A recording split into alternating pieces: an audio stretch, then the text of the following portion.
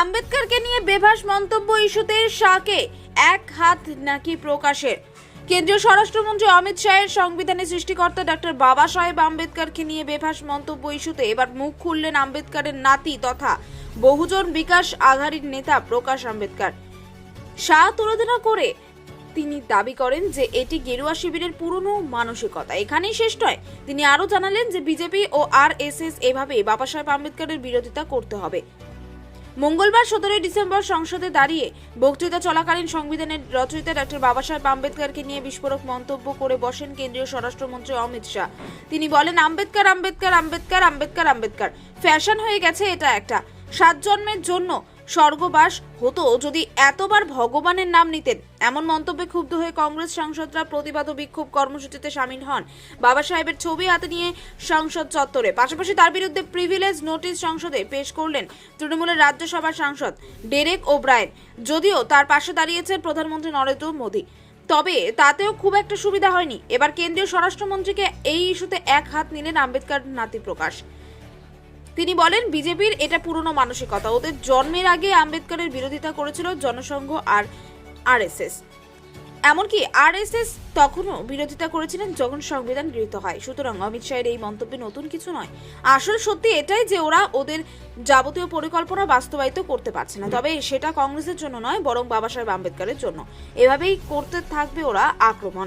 जानबूझ के की हुई टिप्पणी है, ऐसा मैं मान के चलता हूँ।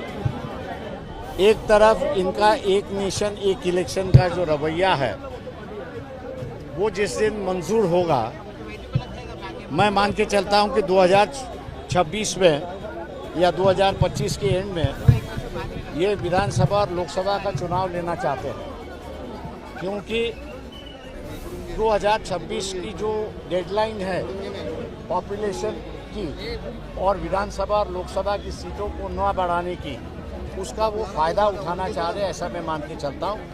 एक बात, दूसरी तरफ इनकी जो जान अडानी में फंसी हुई है और कल के अखबार के रिपोर्ट के माध्यम से अमेरिका में जिन कंपनियों ने इंडिया अधिकारियों को घूस दिया है, उन्होंने अपने पर कोई कार्रवाई ना हो इसलिए फाइन भर दिया है।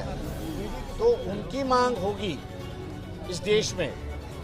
इस तमाम बातों को लेते हुए डिफ्यूज करने की जो एक कोशिश है, वो डिफ्यूज करते समय उन्होंने आरएसएस का एजेंडा आगे कैसा जाएगा इसी को देखा है।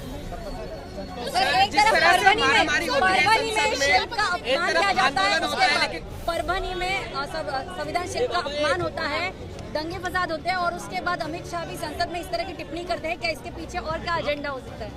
मैं ये कहूँगा कि परभनी का जो है उसके राजनीतिक बैकग्राउंड अभी तक बाहर नहीं आया। साहब उसको मनोरुग्ण बोलती है जो इसलिए वहाँ का पुलिस कह रहा है उसको।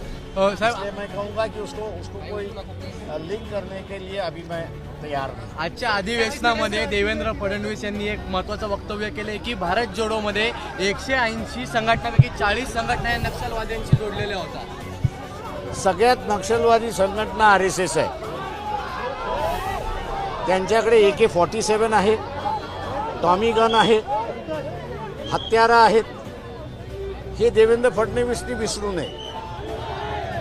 त्याच्यामुळे असणाऱ्या ज्या लढाऊ संघटना आहेत, आंदोलन करणाऱ्या संघटना आहेत, त्यांना तुम्ही असणारं जर नक्षलवादी म्हणणार असाल तर मग तुमचं चारित्र्य जे आहे आरएसएसचं, देवरसापासून मे बी त्याच्या अगोदर जात नाही, देवरसापासून नागपूरला जे असणारं विजयादशमीच्या दिवशी किंवा दसऱ्याच्या दिवशी शस्त्रपूजा होते, त्या शस्त्रपूजेचे सगळे फोटो निघतील।